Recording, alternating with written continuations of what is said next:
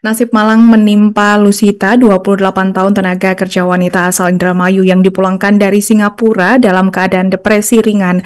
Parahnya gaji Lusita bekerja selama 9 tahun di Singapura tidak dibayarkan secara utuh. Lusita yang awalnya dijanjikan digaji oleh majikannya sebesar $650 per bulan, tapi gaji itu tidak pernah diterimanya. Bahkan pihak majikan berdalih gaji itu telah ditransfer dan Lusita pun diminta untuk menandatangani pada setiap bulannya bahwa gaji itu sudah diterima.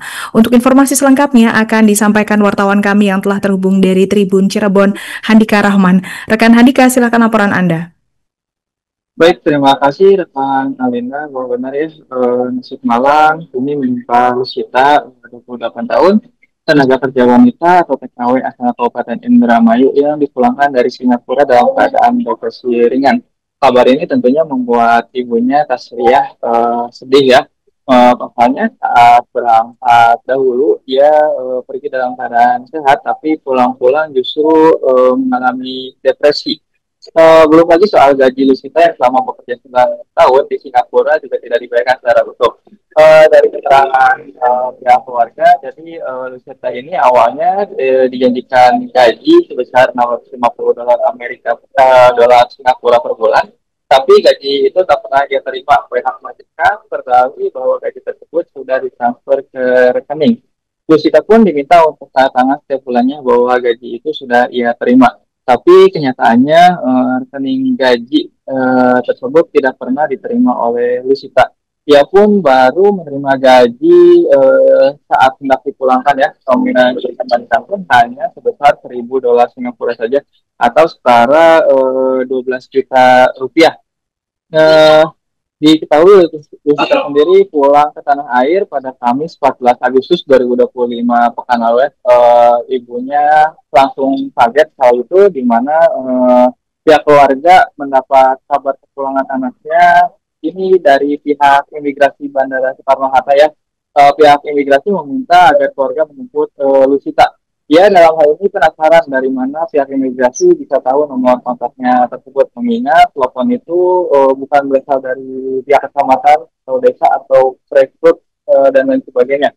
Tasria sendiri sempat menanyakannya kepada Serikat Buruh Migran Indonesia apakah anaknya itu dideportasi dari Singapura atau tidak, tapi jawabannya kemungkinan bukan deportasi karena Rosita ini pulang dengan penerbangan reguler, ditambah dokumen-dokumen yang dia bawa hanya berupa keterangan berobat di rumah sakit jiwa tanpa ada surat keterangan deportasi.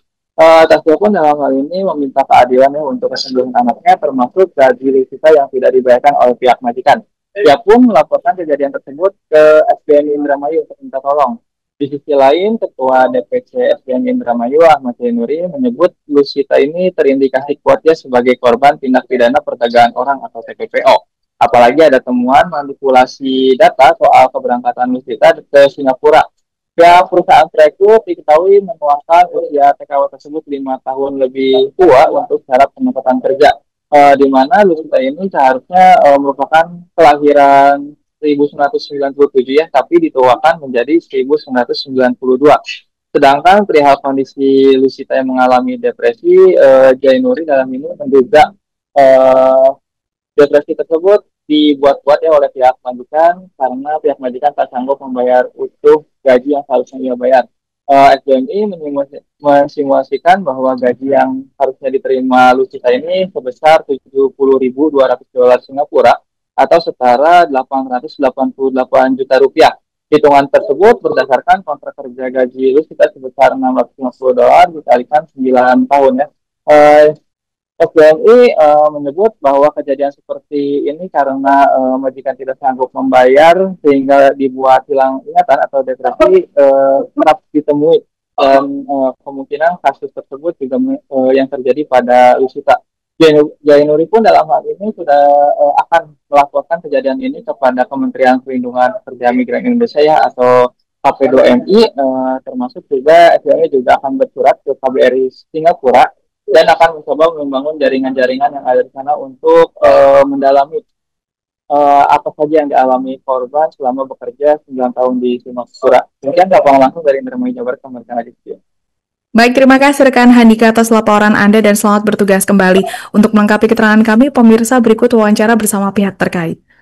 Ini baru pulang ke Indonesia? Ya, baru pulang. Kapan pulang? Kamis.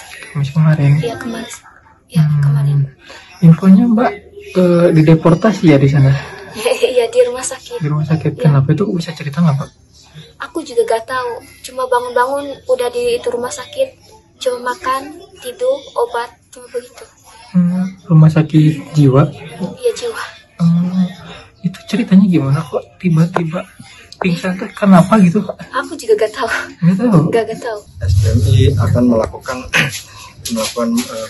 pengaduan ke Kementerian Perlindungan Pekerja Migran Indonesia langkah awal sebagai pelindung bagi pekerja migran yang pekerja migran Indonesia. Kemudian yang kedua akan bersurat ke KBRI Singapura dan saya akan berkomunikasi dengan jaringan yang ada di Singapura. Ini udah masuk TPPO? Ya, kalau melihat unsurnya memang si PM ini dari perekrutan itu pernah ada manipulasi terkait umur. Download Tribun X sekarang, menghadirkan lokal menjadi Indonesia.